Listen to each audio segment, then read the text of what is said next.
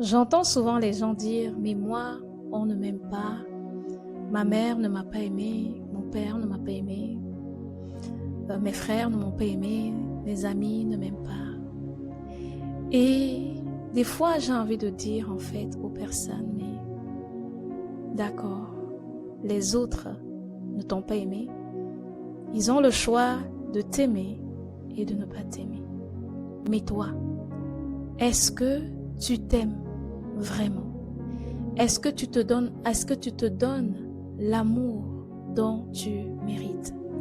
Vous savez, une des choses que je déploie dans notre éducation, c'est le fait qu'on nous a appris à faire plein de choses.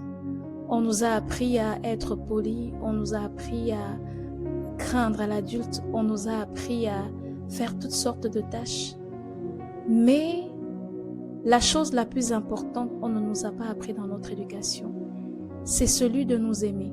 On nous a appris à recevoir les invités. On nous a appris à aimer les autres. Quand tu reçois un invité à la maison, il doit être aux petits soins. Tu dois tout faire pour être courtois.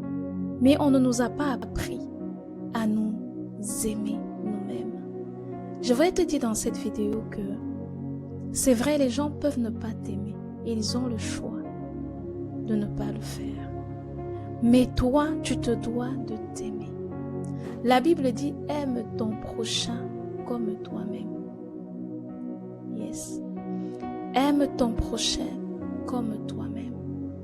Alors, aimer les autres commence par toi-même. Tu vas me dire, mais je commence par où si je veux m'aimer? Tu peux commencer premièrement à apprendre à prendre soin de toi. Apprendre à quitter des environnements qui ne respectent pas qui tu es. Tu peux apprendre à te donner de la valeur, de ne pas attendre que ce soit les autres qui te dictent quelle est ta valeur. Tu peux apprendre cela. Tu peux apprendre aussi à être indulgente avec toi. Vous voyez, être indulgente avec toi. J'ai fait une erreur, mais l'erreur ne me définit pas. C'est ce que je voulais partager avec toi dans cette vidéo. Ils ne t'ont pas aimé, mais toi, tu peux commencer par t'aimer et le reste suivra. Shalom.